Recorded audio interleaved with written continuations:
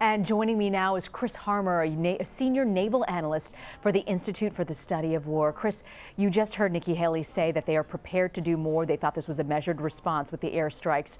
What more could that possibly be? Well, there's a wide array of options in terms of military action that the U.S. could take. Certainly your viewers understand that the United States military is the most lavishly funded military on earth, in excess of $500 billion. So all that money buys an awful lot of capability. If we wanted to destroy Bashar Assad's ability to wage warfare on his own people, we could do that in very short order. I hasten to add the easiest part of this problem is military action. The most difficult part of the problem is political reconciliation amongst the warring factions in Syria. Right now, I see no prospect of that happening anytime soon. So I think the most realistic outcome here is if the United States limits its objectives to saying to Bashar Assad the use of chemical weapons is no longer acceptable, and any further use of chemical weapons will result in escalatory strikes, reducing and in fact destroying the Syrian Arab Air Force. When might it be? What action might Assad take that would require some more aggressive military action? If he doesn't use chemical weapons, barrel bombs, would there be a need to respond, you think?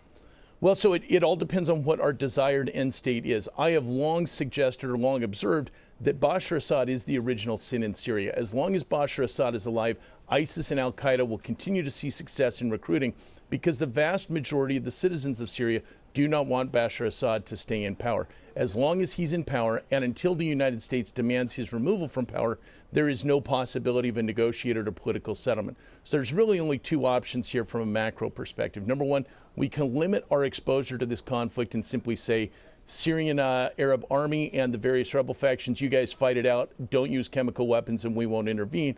Or we can try to decisively intervene on one side or the other. The fact that there are fewer moderate rebels today than there were 6 years ago makes it much more difficult for us to intervene successfully, however. Chris, the White House says that these missiles, they hit all their targets. What can you tell us about this missile technology? How long does it take for these to get shot out? Well, so one of the fascinating things, or one of the advantages that you have through Tomahawk missiles, it's literally maybe a 3 to 5 minute spool up time. These missiles sit in capsules on board ships. They've got 1,000 nautical mile range. They're accurate to within 1 meter. Basically, from the moment you get essentially a classified email with the coordinates that this missile is supposed to strike, the ship loads that information into the missile. It literally can be shot within a matter of minutes. It travels around 400 miles an hour. So it's an hour, 2 hours to the target. It hits the target. So it really is the easiest form of what I call push-button warfare. And I don't want to minimize the positive impact here because hopefully this will serve as a deterrent to further use of chemical weapons. But this really is the easiest sort of shallow approach that we could possibly take. I think it was the right thing to do. I think it may have positive impact, but really it doesn't get any easier than this. Any further action will be far more complicated, far more costly, and far more difficult. You say that you believe this was the right thing to do. Do airstrikes like this work in deterring leaders like Assad? No, not at all. So from a transactional perspective, we can say to Bashar Assad, you used chemical weapons. That is not acceptable. Therefore, we're going to give you a little spanking. That's what's happened. In terms of the strategic arc of the conflict, Bashar Assad has no fallback position. He's been murdering his own people for 6 years. He was part of a dictatorial terrorist regime prior to that.